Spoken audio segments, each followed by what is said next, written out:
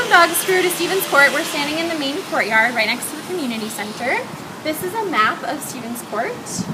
We have buildings A through M that go around in a circle, so you could potentially have students moving into any of these spaces. So for the most part in Stevens, you won't have elevators to take the carts upstairs with, so you'll just wheel the cart to the bottom of the stairs and help students and their families carry their belongings up the stairs.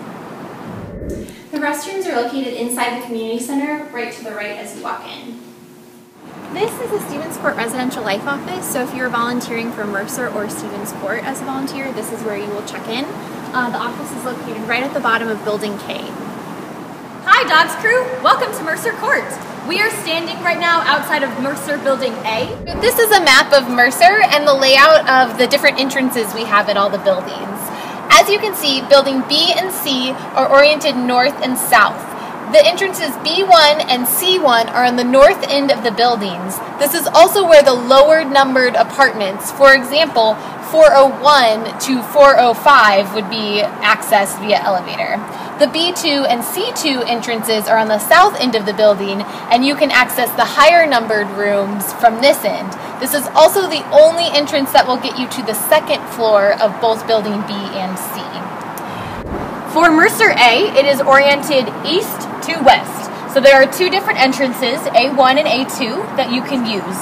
If you want to access the lower numbered apartments, they are on the east side of the building, and the higher numbered apartments are on the west side. However, with Mercer A, all floors connect, so if you enter the elevator on the wrong side, you can still go up and access it. Okay, Dogs Crew, we're going to show you some of the common spaces in A and how to get to the public restrooms. First, we are going to enter into the great room. This is again in Mercer A. So this is the great room. This is where all of the refreshments for parents will be. And students can wait in here as well. The restrooms that are public in Mercer are on the west side of Mercer A. So you will need to cut through the great room to access the restrooms. The public restrooms are right here. So there's a women's restroom, a men's restroom, and a family restroom. So this is the Mercer trash compactor area. If you're a volunteer assigned to either Mercer or Stevens, this is where you'll have students and families come to throw away trash and do recycling. It's really important on move-in that nobody blocks this area. We need people to be able to access our compactors. In addition, on move-in, there will be additional dumpsters for cardboard boxes, so it's important to ask residents to break down their boxes and put them in the dumpsters if possible.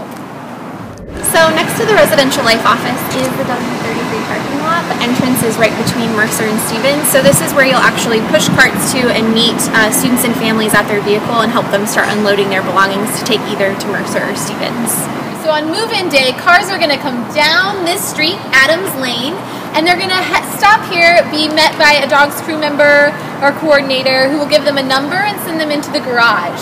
Make sure you're using caution when entering and exiting the garage. Hi again, Dogs Crew. So right here is where you will check in if you are a cart pusher. We will have large orange laundry carts, and they will be here. We'll have you line up, and then as cars need to unload, we will have you go to a cart. It is really important to make sure that you are not standing in the street, because this will be a one-way street during move-in. So we will have cars pulling out of the garage and out onto Pacific during move-in. Hey Dogs Crew, we're here in Mercer Hall and we're going to be doing elevator training. This training will be good for Mercer buildings A, B, and C on move-in days. So on move-in day, you're going to be assigned to one of 6 elevators in Mercer Hall. And when you arrive for your elevator shift, you'll just come straight to the elevator for which you were assigned. We'll tell you specifically which one. If you're the first person for the day working in the elevator, you'll note that the elevator may or may not have been placed in independent service mode, which is done down here. Please note that you will not be responsible for doing that. An HFS professional staff member will be putting this within independent service mode. Once it's in independent service mode, the elevator will now remain open and it will be full control of you to operate it. So let's say a cart comes to the elevator and they're needing to go to the 4th floor. You'll then need to press the 4th floor button. So if you press the 4th floor button, you'll notice that the door starts to close. But if you let go, the door will reopen. That's because you have to hold the button the full way down on the 4th floor until the door completely closes. And now we're off to the 4th floor. So now we're on the 4th floor. You'll notice that the door remains open when you're not pressing any buttons. Again, if people are on the 8th or 9th floor, they're not able to actually call the elevator. Only you can take the elevator to that level. So on move-in day, there'll actually be a clipboard and some paper in here for you to keep notes so you can know where you have sent folks with carts. And you'll need to make sure that you're going back to those floors to pick up those people to come back down. If you don't do that, then they may be stuck up there all day, and we don't want that to happen. So on move-in day, just remember that from time to time, elevators may get stuck. Please note that when that does happen, you have the option to call for help. You would only press this button if the elevator is stuck and not operable.